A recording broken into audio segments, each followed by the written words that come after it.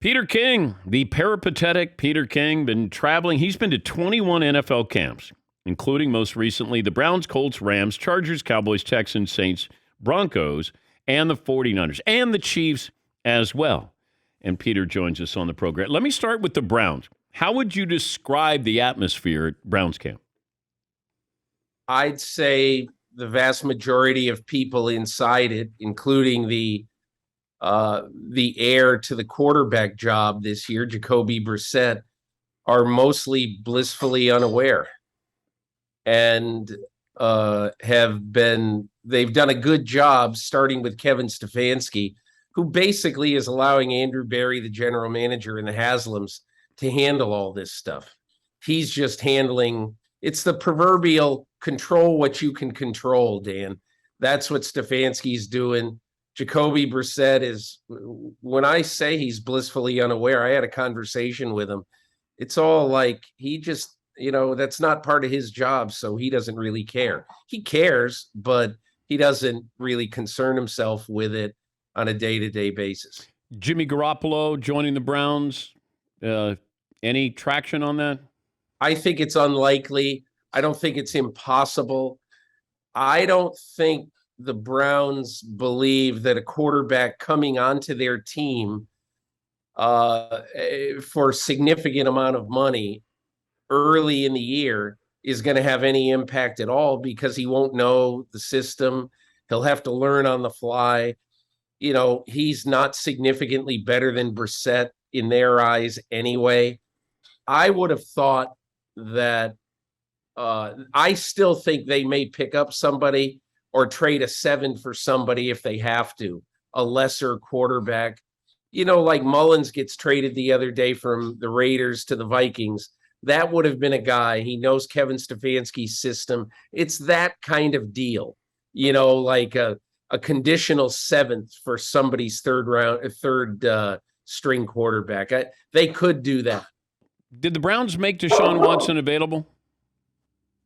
No, I never had a chance to talk to him. So no, I never even saw him when I was in Cleveland. That was right on cue with the dog pound there behind you, Peter. Yeah. Who let the dog out? Now let the dog out. Yeah. Pete, there's a lot of money, it feels like, Vegas on the Eagles this year. Why all the love for Philadelphia? I think they're a very interesting team, Dan, because I think Jalen Hurts, I'm not saying he's a top 8 or 10 quarterback, but I think Jalen Hurts is going to play well, particularly with a bolstered receiving core. I think they have a chance to be really good. And I think right now they're better than Dallas. Well, Dallas losing, a great offensive lineman, Tyron Smith. How big a loss is this? Hard to rely on him anyway. He's been hurt almost every year the last 5 or 6 years. But now the kid who they drafted from Tulsa in the first round almost certainly is going to have to get ready to play left tackle. And they wanted to introduce him to the NFL kind of slowly by putting him at left guard this year. But he's probably now going to have to kick out to tackle and solve that problem for the Cowboys. He's Peter King. It's must read every Monday morning. Well, you can read it Tuesday or Wednesday or Thursday or Friday. It's football. It takes a while. Football morning in America, and NBCSports.com. What did you feel coming away from the Niners camp? What did you feel going in? What did you feel when you left the Niners camp? Well, I felt going in that I had this great unknown with Trey Lance. Dan, since he graduated from a fairly small high school in Minnesota, he's thrown 389 passes in football games. In 4 years, he's thrown an average of whatever that is, 95 passes a year, something. And so if you're Kyle Shanahan, you say we've got a really good defense, and what we need to do is play good enough on offense to win games 21-17. And in my opinion, I think that the best thing that they can do right now, far and away, the best thing that they can do is basically play a system on offense that basically features a very limited not Garoppolo, but a very limited form of the offense that Garoppolo ran, and have Trey Lance get up to speed. And that's what I think Kyle Shanahan's going to do.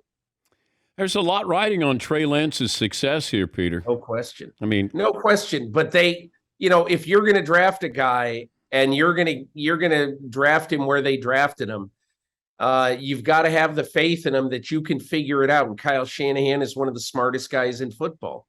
He has to have the faith in his own play calling ability that he can feature him. I think you're going to see a lot more 2 tight end stuff with the Niners. You're going to see them taking fewer chances on offense. They just want to basically get this guy up to speed without exposing him too much early on. What did you take from the Dana White story about the Raiders' interest in Tom Brady and Rob Gronkowski? I mean, who hasn't talked to Tom Brady? Or who had, I don't know. To me, I guess the way I think of it is, Dan, that I'm sure it's true. It's got to be true. But I think the way I look at it is, anybody right then in that year when Brady was available who wasn't sincerely looking into him is just not very smart. I mean, why wouldn't you look into a guy whose game hasn't declined? Look at him last year. He's 44 years old. He leads the NFL in passing yards and in touchdown passes. I mean, who wouldn't want that? He's already won a Super Bowl and been the best quarterback statistically in football in the 2 years since he left New England. Anybody who wouldn't look into that, I think, is being irresponsible. 3 years ago yesterday, Andrew Luck announced his retirement. Where were you?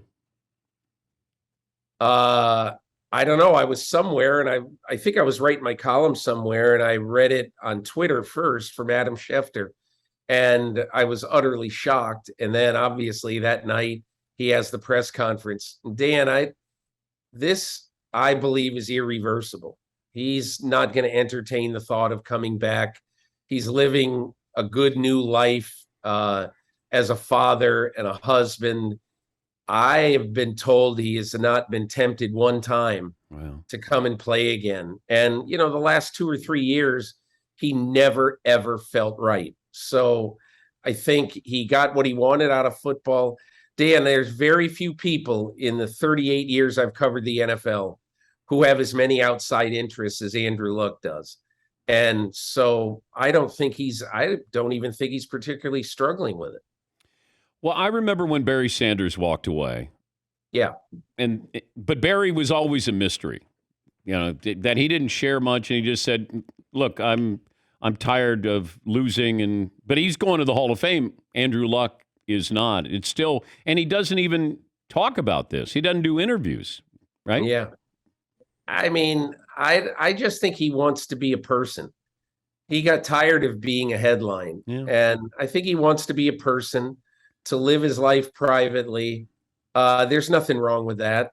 And he is doing that. I think the one part of his legacy that I think is really important is that, hey, look, football's fun. It's great. You can make $1 jillion. It's not the only thing in the world. And I applaud him, quite honestly, for walking away and not flirting with coming back all the time. I mean, good for him. Let him do something else in his life. Who says that the only thing you could ever do and make a great impact on the world is playing football?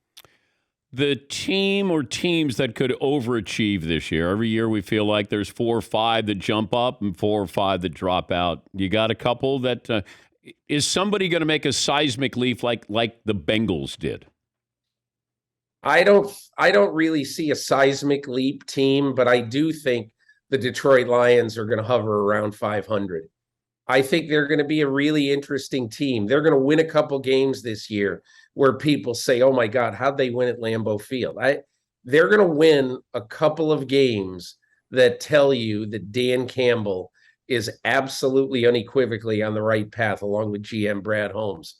In the AFC, I don't think this certainly would be seismic, but I'm going to pick the Chargers to win the West. I think that they've got a lot of answers this offseason. They're going to be much better. The run game absolutely gashed them last year. Sebastian Joseph Day comes over from the Rams, excellent run player.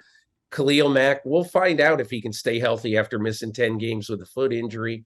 He's 31 years old, no insurance for that, obviously, but that's a huge piece for them.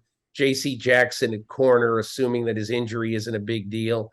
And then, Zion Johnson to help rebuild that offensive line. To me, I think Tom Telesco, the GM of the Chargers, had a great offseason. Safe travels, Pete, as always. Thanks for joining us. Okay, Dan, thank you very much. That's Peter King, the star of Football Morning in America. That's every Monday that comes out. So